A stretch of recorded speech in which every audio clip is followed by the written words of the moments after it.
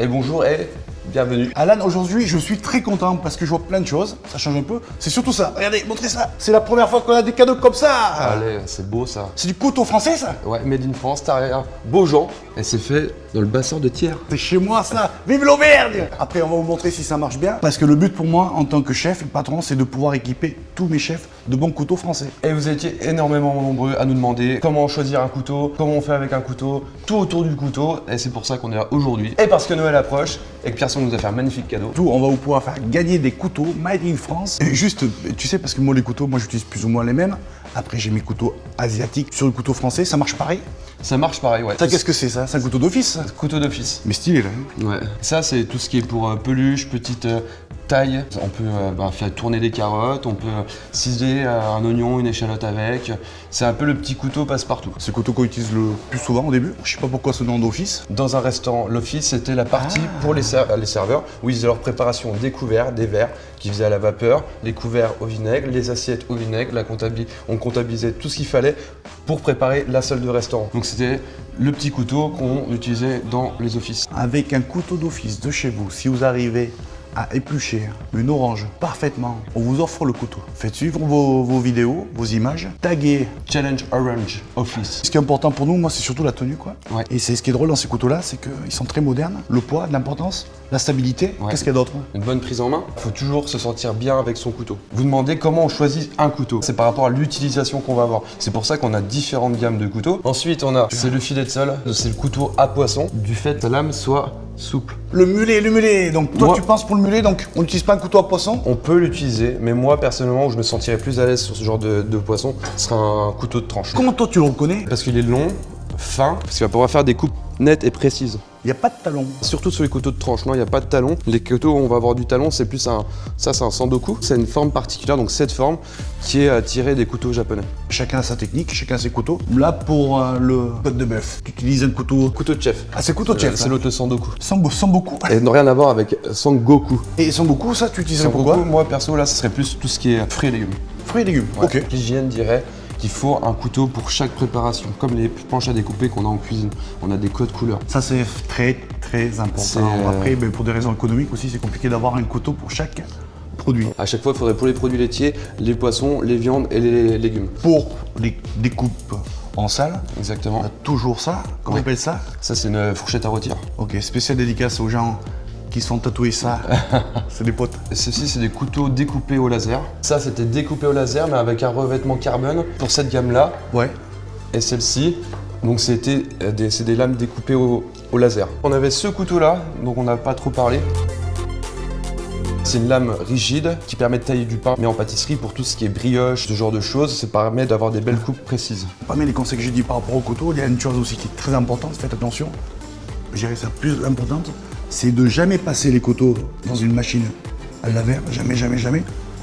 Tout simplement, c'est parce que votre fil, la partie qui coupe, risque de se tordre. Bah après, ça coupe plus. L'autre chose aussi, c'est une fois que vous avez nettoyé, rangez votre couteau, faites attention de ne pas le mettre avec d'autres couteaux aussi. Nous, on a de la chance parce que vous voyez, on a des boîtiers où on a mis un tapis de mousse pour pas abîmer les couteaux, quoi. Est-ce que tu peux leur montrer comment on affûte un couteau, s'il te plaît? Là, du coup, ils sont neufs, les couteaux. Il n'y a vraiment pas besoin de le faire, quoi. C'est juste pour vous montrer, il y a différentes écoles. Donc, je vais vous montrer. On prend la base, on va aller jusqu'à la pointe, comme ceci et comme ceci. Ça, c'est pour les cuisiniers confirmés, ok? Vous entendez le bruit là? Avec un... Il est constant, régulier, ça veut dire qu'il y a la même pression. Vous, à la maison, comme ceci, c'est comme dangereux. Et là, si vous voyez bien, il y a une garde qui nous protège. Et vous, Vas-y, tu peux le refaire. Merci Alan, là, tu nous montres un super truc. Et avec plaisir. Filet de sol. Moi, je stabilise bien mon couteau comme ça. Je mets mon doigt ici pour bien voir l'appui. Là, pour le filet de sol, j'ai mis un coup de couteau. Et pour voir la qualité du couteau surtout, on a évité d'enlever les écailles. Parce que vous savez, les écailles, c'est une armure, quoi. Si vous avez un couteau qui est de très mauvaise qualité, eh ben, vous pouvez pas faire ce que je suis en train de faire. Chaque fois que je mets un coup de couteau, pensez pour vous. Parce qu'il y a la graisse, il y a la chair du poisson qui est là, de bien essuyer. Là, avec la pointe, vous voyez, qui est souple, je longe les arêtes. Vous voyez le couteau là? Il se plie pour laisser le minimum de chair. Donc, je l'appuie contre les arêtes et j'ai un super filet. Donc, on va enlever la peau. Tout simplement, je prends l'extrémité de la queue avec ce couteau qui tranche, faire glisser la lame entre la chair et la peau. Ça, c'est technique de base qu'on fait. C'est un plaisir de pouvoir travailler avec des couteaux comme ça parce que c'est facile et vous voyez, ce qui est important, c'est essayer de travailler proprement. Sur le mulet, Alan, t'as dit quel couteau? Le couteau de garde? Ouais, le couteau de tranche. Tranche. Pourquoi Ouais. toi tu...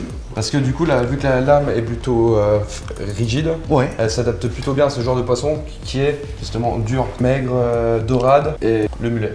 C'est des chairs qui sont plutôt denses. Là, moi, je me disais, sur le mulet, est-ce que ce serait pas intéressant de faire des darnes? On aurait voulu faire des darnes avec l'autre couteau. Ouais. Je pense qu'on n'aurait pas réussi. Non, Hein. on n'aurait pas pu, ouais. C'est un plaisir de bosser avec ces couteaux. Hein. Mais c'est un couteau que tu peux utiliser pour tout. Ouais. C'est toujours plus agréable de manger des filets comme ça, où t'as pas d'arrêt, entre guillemets. Et là, en fait, t'as toujours plus de goût. Quoi. Ouais. Et aujourd'hui, nous allons mettre au défi la jeunesse. Et pour ça, nous avons Rémi. Applaudissements. Bonjour. Bonjour. Et là, du coup, Rémi, qu'est-ce que tu vas nous faire? Tu vas nous faire la découpe du poulet rôti. Rémi, c'est une star. Il a 15 ans, il bosse dans mes restaurants et il cartonne grave. Comment toi tu le couperais? Pour tes amis ou pour ta famille, le poulet? Pour commencer, on séparera les cuisses du corps, puis les ailes, et ensuite on levera les filets de poulet pour les séparer. Donc l'idée, c'est que c'est important, c'est que tu touches pas le poulet avec tes mains. Donc tu vas dégager les cuisses, ok? Ça, faut le mettre dans le cul. Alors sache-le, là aujourd'hui on fait un tuto sur les couteaux, mais à l'école, moi on m'a appris qu'on devait le faire avec une fourchette et une cuillère. Ça doit être un peu plus compliqué. Après, c'est la première fois que tu passes dans les vidéos ou t'en as déjà fait? Tu fais des tournages de parcours. Alors, du coup, on a utilisé ce couteau-là, ce couteau de tranche qui est utilisé en salle pour tout ce qui est découpe. Voilà. Nickel.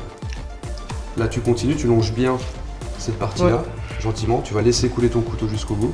Tu le sens là, c'est bon? Ouais. Ok, C'est très nickel. bien. Défi relevé, c'est très bien, Rémi. Bravo. C'est bon, je C'est- valide son diplôme. C'est qu'une première. Ce Hein. sera un 22 sur 20. On a un invité là, c'est pas la côte de bœuf? Allez Morgane, viens là, on a un petit souci là Morgane. On t'a vu faire un kebab. Il y a de l'alcool?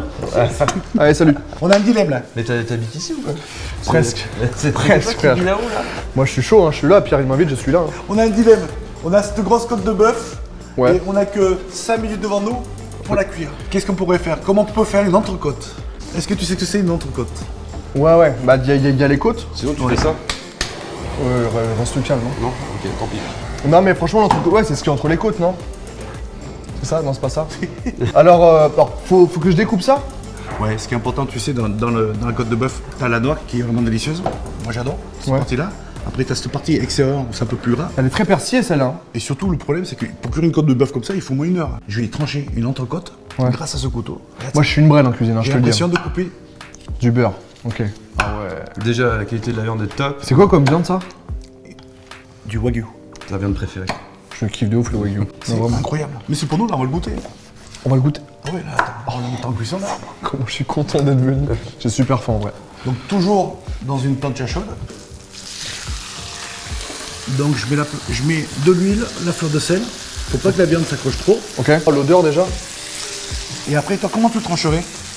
Bah, moi, je mettrais ma main dessus et je coupe dans la longueur comme ça. Comme ça à plat? Ouais, comme un poisson, non? Ouais. Mais fais attention parce que tu risques de te couper. Ouais, c'est chiant, ça. Sauf si t'as un bon couteau. Après, quand t'as des pièces comme ça qui sont charnues, moi je te conseille, c'est rien. Ah, en pavé comme ça. Exactement. Ok. Ouais, elle est belle de ouf.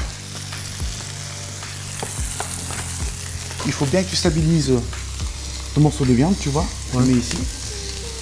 Toujours ce côté. Pas le mettre comme ça, mais de le mettre ici. Ok. À plat. Et regarde la technique, c'est une fait halluciner. Donc regarde la Ah technique. ouais.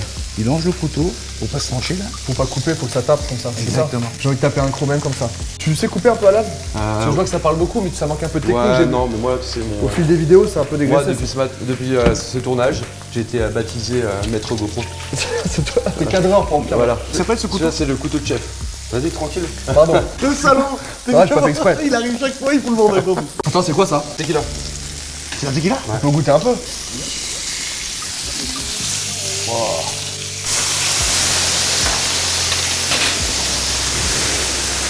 Oh là là là là, bébé! Je pense que ça va être bon, ça va se régaler, non? Ah, c'est Putain, sûr. mec, j'ai faim. Je suis arrivé pour le meilleur moment. Moi je t'ai capoute, mon gros, je t'ai claqué. Il y a Morgane qui arrive ici, bam. Allez, on va mettre un coup, on va trancher ça. Tu veux que je coupe? Ouais. Mec, y'a pas de souci. Je peux m'essuyer sur ton tablier. Moi je tranche comme ça. Attends, mets plus ta main comme ça. Voilà, ouais, comme ça. Tu vois? Ouais, ça se joue à pas grand chose. Ouais, parce que c'est pas, tu manques juste de précision. Franchement, ça c'est ma cuisson en plus. C'est vrai, t'aimes bien quand c'est comme ça? Moi j'adore. Moi j'adore quand c'est vraiment saignant. Moi l'animal, je le mange cru, hein. Je tape un croc. Allez, vas-y, Vraiment. tranche. Faut que je tranche? Ah oui. Tu vois, moi c'est plus homogène que toi. Fais attention Alors. au pouce. Fais attention Ouais, au pouce, t'inquiète. voilà. Ah oui, c'est vrai. Ah oui, non, Oh, tu m'as sauvé mon pouce. Je suis grave stressé. Attends. Non mais tu sais quoi, je vais remettre comme ça debout. C'est mieux, non? Ça dépend en fait, parce que Tu peux me dire non. T'as plus de stabilité. Quand vous tranchez, il faut pas appuyer. Ouais, y a pas besoin. Il faut respecter, tu vois. Merci Morgane. Mais avec grand T'as plaisir. montré que frère. t'étais un Jedi. Je Alan, suis assez chaud. Alan, merci beaucoup. Là, il y a plein de gens qui nous attendent derrière, donc c'est l'heure de l'apéro. Sourire de tous les cadreurs quand ils voient la viande. Tarria Beaujean, merci à vous pour ces magnifiques couteaux qu'on a pu utiliser aujourd'hui et qu'on utilise actuellement dans notre quotidien, dans nos restaurants. Merci parce que ça nous a permis d'équiper tous mes chefs en couteaux. Et je trouve que c'est important en tant que patron, en tant que chef, de pouvoir offrir tous ces couteaux-là à mes employés. Merci, Merci à à vous Morgane. tous. Bah mais merci les gars, avec grand plaisir. Merci. Ciao, Allez, à ciao, ciao, bientôt. merci, au revoir. On s'abonne.